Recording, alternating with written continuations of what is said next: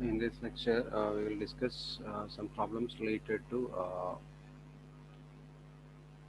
periodicity. So already we discussed the concept and equations in the previous lecture. So we'll start with the problem x of n is equal to cos 3 pi by 8 into n. So this is a discrete time signal, and for a discrete time signal in the form x of n is equal to ax sine omega n plus theta sine or cos. The formula will be like this: n0 is equal to m 2 pi by omega. So if you compare this particular equation here, omega is equal to 3 pi by 8. Okay. So based on that, if you find out n0, you'll get 2 pi by omega into m. So you can substitute omega here. So 2 pi by, in place of omega, you can substitute 3 pi by 8 into m. So it becomes 16 by 3 into m. Okay, it's 3 by 8 into 3 pi by 8. So denominator 3 pi, 8 constant numerator. So 16, pi cancels. So you got n0 is equal to 16 by 3 into m. But this discrete time sinusoidal signal is periodic only if this quantity is an integer. Okay. So in order to get this integer quantity as an integer, we can substitute different values for m. So if you substitute m is equal to 1, it's again this n0 quantity is 16 by 3 into 1. So it's not an integer. So again I can substitute the other value. So m is equal to 2. So when you substitute m is equal to 2, it becomes 16 to 2. Again, it's not an integer. Then you can substitute 16 into, for m is equal to 3. It's 16 into 3 divided by 3. So 3 cancels. So you will get 16. So you will get n0 is equal to 16, and this is an integer. So the fundamental period of this particular signal is n0, which is equal to 16 samples. Okay. In the case of discrete time sequence, it's better to represent in terms of samples, not in seconds. Okay. So n0 is 16 samples. So make sure that the quantity n0 is an integer, because discrete time signal, the fundamental period is an integer. So here 16 by 3 is not an integer, so we need to make it an integer by substituting different values of m. So we need to find a smallest value of m for which this quantity becomes an integer. So here m is equal to, for m is equal to 3, you will get n0 is equal to 16. So we can choose n0 is equal to 16 as the fundamental period. Okay.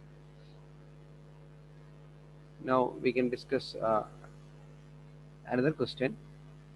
Uh, Here x of n, the discrete time sequence, is given by the equation cos n pi by 2 into cos pi n by 4.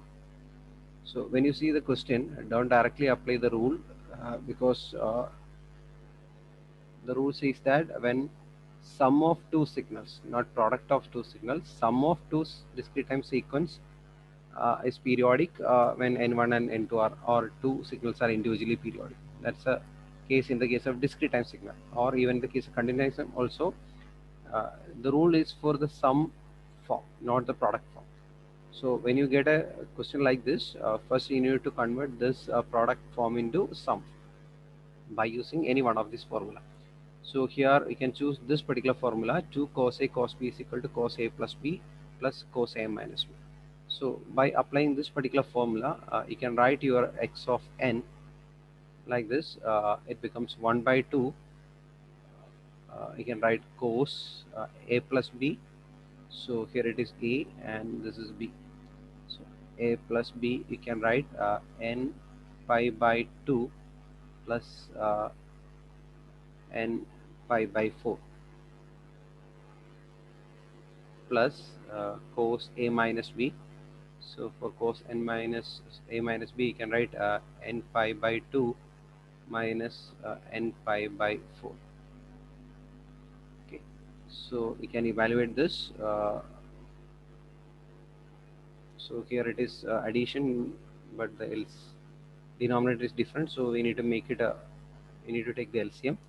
So it becomes 2n pi by 4 plus n pi by 4. Uh, Similarly, here it is cos 2 n pi by 4 minus n pi by 4. So we need to take the LCM. So 1 by 2. Now we can simplify this. It becomes 2n pi plus n pi. So you'll get 3n pi by 4 plus 1 by 2 is here, and again that 1 by 2 cos here it is 2n pi minus n pi. You will get n pi by 4. So now you got the two signals, that is x1 of n and x2 of n. Now we need to apply the sum rule. Okay, the sum of two discrete time sequence is always periodic uh, because the given signal is periodic. So we need to check the periodicity of the first signal x1 of n. So you can find out n1.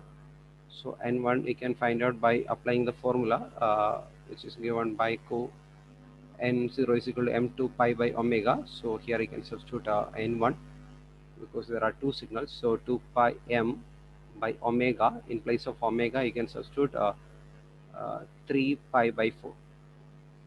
Okay, so you will get 8 by 3m.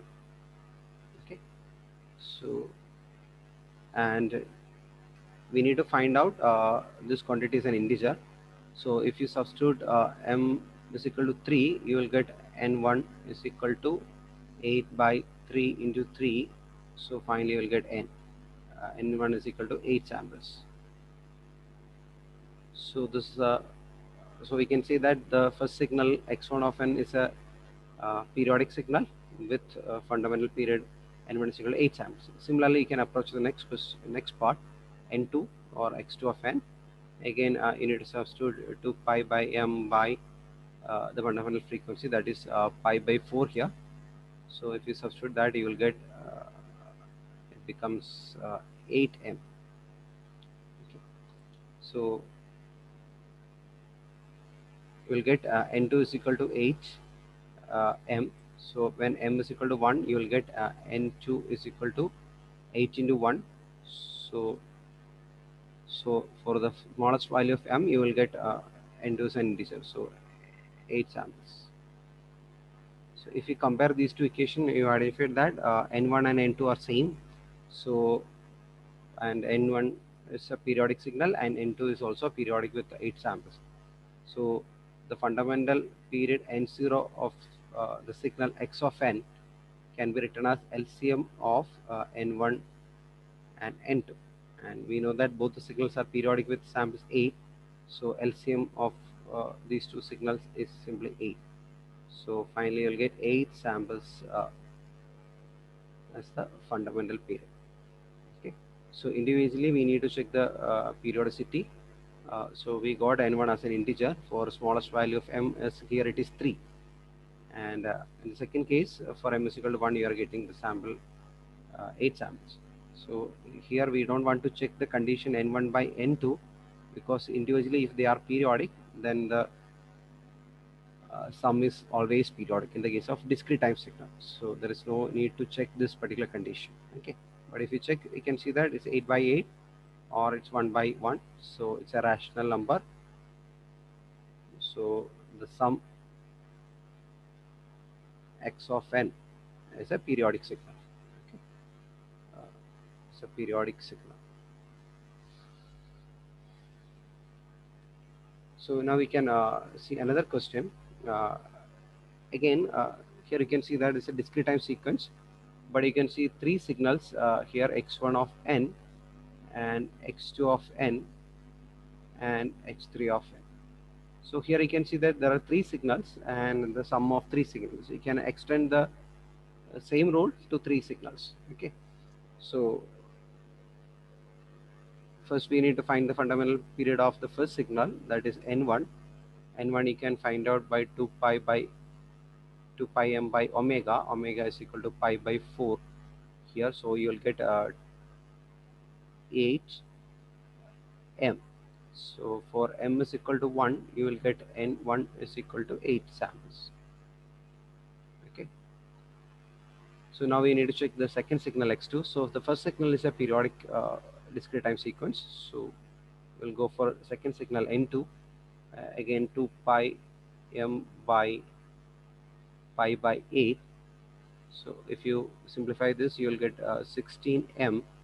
Here also for m is equal to 1, you will get n2 is equal to 16 uh, samples. And for the third signal n3, here you can see that it's 2 pi m by pi by 2. So you'll get 4m. So for here m is equal to 1, you will get n3 is equal to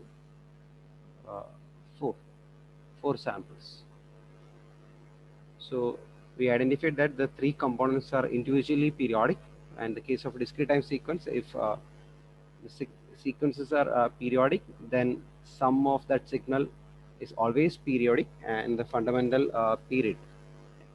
So from this particular point, we can say that signal x of n is a periodic one.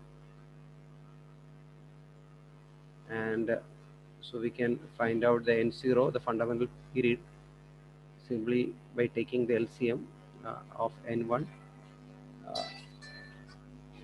n2, and n3. So LCM of 8, 16, and 4. So you'll get 32. Okay, 32 samples. No, here we'll get 16 itself. Okay, you'll get 16 samples. Okay, that's the LCM of this particular sequence. Now we can try another question. In this particular question, it's a continuous time signal, and it is given x of t is equal to cos t into u of t. We need to check whether the signal is periodic, and if it is periodic, find the fundamental period. So if you check this particular signal, there are two components. One is the cos t and another one is the u of t. So we know what is u of t. So u of t is a step signal which is equal to 1 for t greater than 0 and 0 for t less than 0. So you can draw this particular waveform like this. U of t is a t-axis. This is u of t. U of t is equal to 1 for t greater than 0. So towards the positive side, the function magnitude is 1, and for other values, it's 0. Now we can see the other signal is a cos t. So we can plot cos t also. So this is approximate graph for cos t. So cos is an even signal, so we can draw like this. Okay, this is not a approximate waveform. Okay, so 1, here it is minus 1. So you got cos t and u of t, and in this particular question, x of t is the product of these two signals. So if you find the product of these two signals, that is x of t, simply the product of cos t into u of t. You can see that for the positive side or towards the right side of this vertical axis, you will get exactly the same, because here u of t is equal to 1 and here cos t. So 1 into cos t, you will get exactly the same signal. Okay, in the positive side. But for the negative side or towards the left side, here you can see that u of t is 0. For t less than 0, u of t is equal to 0. So if you multiply with 0, you will not get any signal towards right. towards left. So it's 0. So if you look at this particular waveform, uh, you can see that the signal is not a periodic one. It's only periodic towards positive side. But we need to verify the periodicity for all t from minus infinity to infinity. So this signal is periodic only from 0 to infinity. So we cannot say that the signal is periodic. So the given signal is non-periodic, or we can say that it's an aperiodic signal. Okay. Now we can see another problem. Here again, it's given a continuous time signal x of t is equal to v of t plus v of minus t, where v of t is equal to cos t into u of t. So we already got the graph for cos t into u of t. From the previous problem, we can see that the cos t into u of t is only positive side sequence. So we can draw the waveform directly here, or we can write u of t is equal to 1 for t greater than 0 and 0 for t less than 0. So you will get a signal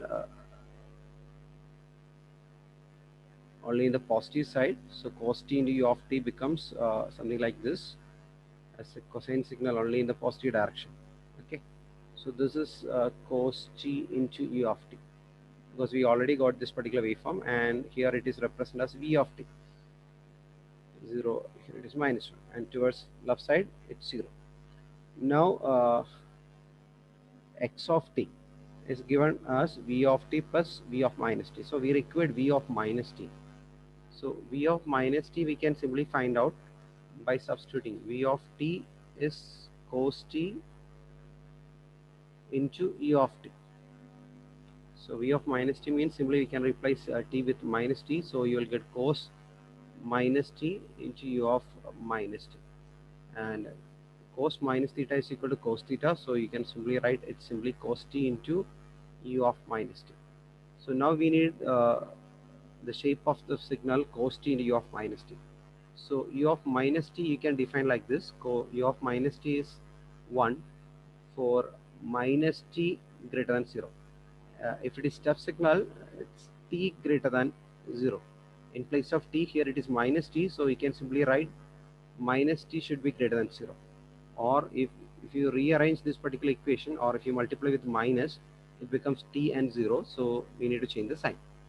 So when t is less than 0, the function magnitude is 1, and 0 for minus t less than 0, so that is the standard representation. T less than 0 here, in place of t here it is minus t, or you can multiply with a minus here, so you'll get t and 0. So now we need to change the sign.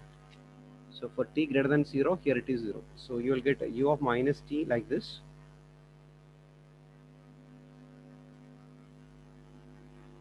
This is u of minus t. U of minus t is 1 for t less than 0. T less than 0 means towards left or the negative side. Okay, this is u of minus t. Now we need to multiply this u of minus t with the cos signal. So cos t means a signal which exists both the positive side and negative side. So you need to draw both sides, that is cos t. And if you are multiplying cos t and u of minus t, okay, if you are multiplying cos t and minus t, if you are multiplying cos t and u of minus t, okay, you will get a signal, a cosine signal in the negative side. Okay, there is no signal on the positive side because here it is 0, so you will get 0 here. And you got two signals. One signal is v of t, and this is simply v of minus t. So now we need to add these two signals. So if you add these two signals, v of t plus v of minus t, for the v of t signal, the non-zero magnitude exists only in the right side. So this is a waveform which exists on the right side, and for v of minus t there is only non-zero magnitude on the negative side. So we can add these two signals. Okay, so you'll get a cos t signal. Okay, so similar to a cos t signal. So x of t, it's simply a cos t signal.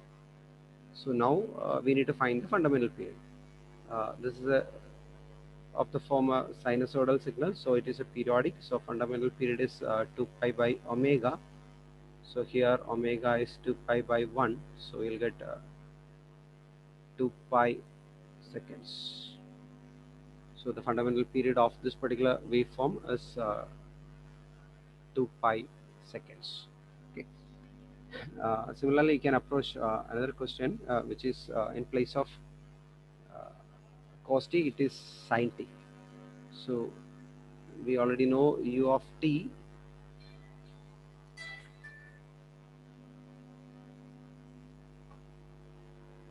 uh, u of t is equal to u of t is equal to 1 for t less than u of t is equal to 1 for t greater than 0 and 0 for t less than 0, and we can multiply with a sinusoidal signal, it's t, and this is g, and we need u of t.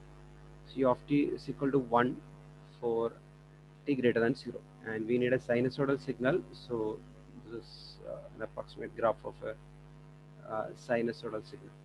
So we are multiplying sin t with u of t, so you will get something like this, uh, sin t into u of t. Okay, so this is time axis, and this is 0 reference point. So you'll get only positive side of the sequence. There is no value at the negative side. Now we need to this is actually your v of t. Now we need u of minus t. So in order to get a v of minus t, we need to substitute minus t in this v of t equation. So you'll get a sin minus t into u of minus t. So it becomes minus sin t into u of minus t. Okay. So u of minus t, we know that it's a signal which exists for minus t less than 0 or t, sorry, minus t greater than 0 or t less than 0, and 0 for minus t less than 0, or we can say t greater than 0, and something like this, a signal which exists on the negative side, that is u of minus t. Now we need to multiply this signal with the sin t. So this is sin t is here, so this is sin t, and if you multiply with sin t, you will get a signal which exists on the negative side. So this is actually sin t into u of minus t, but in the question it is given that minus sin t into u of minus t. So you need to multiply the signal with minus, so you'll get a reflected signal here, which is something similar to this. So you'll get a signal just opposite to the signal which is drawn at the top. So this is actually minus sin t into u of minus t. Okay, so now we need to add v of t, that is here, and this is actually v of minus t. And if you draw these two signals, v of t is only exists on the positive side, so this is something similar to a sinusoidal signal on the positive side. This is actually minus sin t, so in the v of minus t, so you'll get a signal in the left side. Okay, so these values are 1 and this is minus 1. So you can see that this particular signal is actually v of t plus v of minus t. So from the figure we can see that this signal is not a periodic signal. Okay, it's periodic only in the positive side and the negative side separately. Okay, so it will not repeat this particular pattern. So exactly the sinusoidal signal form waveform like this. So this signal x of t is not non-periodic waveform, or we can say that is an aperiodic waveform. Okay, but in the previous case, when it is a cos t, it's a periodic signal, and we need to find the period. Here it is an aperiodic signal, so we don't want to find the fundamental period. Okay. Thank you.